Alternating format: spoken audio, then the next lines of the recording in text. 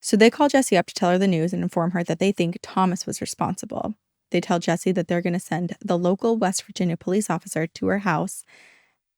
And this is where a twist comes that no one saw coming.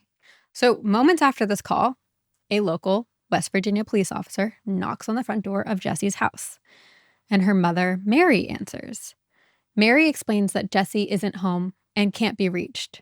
But the officer is like, wait, we just talked to Jessi on the phone mere minutes ago. What do you mean she left? We told her we were coming. So they start asking more questions about her daughter. And Mary starts getting cagey. She tries to avoid answering anything, and she starts to get nervous, which the cops are like, what is happening? And all of a sudden, Mary breaks down. And she makes a shocking confession.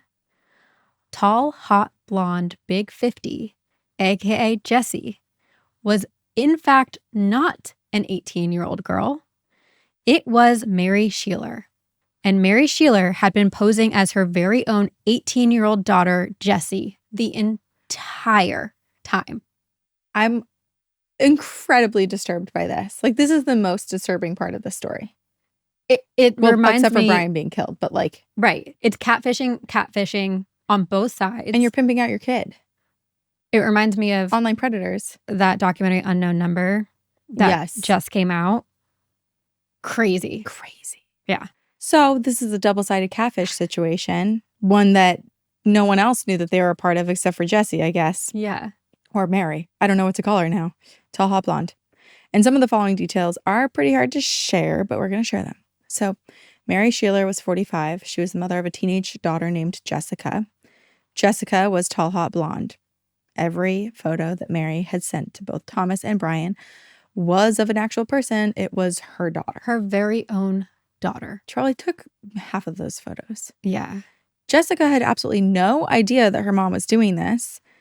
Some retellings of the story will say that some nude photos had been shared, but that is not true. That being said, Mary was absolutely taking advantage of her daughter. She was exploiting her. She crossed countless boundaries at this point. Countless. Betrayed her trust. And you know what's so crazy to me is like Cindy called and was like, oh, be careful of... Wrote a letter. Yeah. Or like wrote the letter and was like, be careful of who is online. Like there's so many predators. You're a young girl. This is a dangerous place. Mary received that and it didn't... She was register the predator. Like I am doing something to endanger my own child. This is a story of multiple people having lapses of reality and getting completely lost in fantasy. So Mary didn't send nudes, thank goodness, but she is still exploiting her daughter and violating her daughter. She's taking real photos of her real daughter, sending them to two grown men without her knowledge. In bikinis. Some of them, were in bikinis. Crazy. I can't even fathom. No. Similar to Thomas, Mary didn't join Pogo.com with the intention of becoming someone else, but it just ended up happening. Mary said that when she created the account, she accidentally used her daughter's screen name, which she never changed. Mary claimed that for her relationship with Tommy felt more maternal than romantic, which is very disturbing given those messages.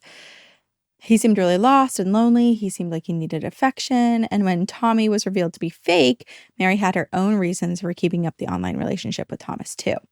She justified that messaging with Thomas Montgomery was her way of keeping him from talking to real teenagers. So now she's being the hero in the story. Whereas psychologically, I think what was happening to Thomas Montgomery, the 46-year-old lying about being 18, was actually also happening to Mary Sheeler. Mm-hmm. She got caught up in this lie of being 18, thinking she was talking to another 18-year-old and getting the satisfaction of this relationship and feeling wanted and getting attention. Yeah. I think she got wrapped up in it the same way Thomas did. Mm.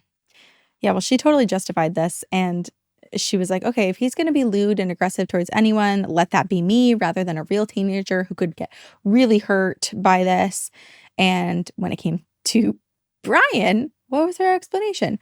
Mary said that she thought his affection was really sweet and she didn't know how to turn him away without revealing who she really was. So by her own account, she simply allowed this love triangle to play out. To catch every terrifying moment, subscribe to @CrimeHouse Studios on YouTube.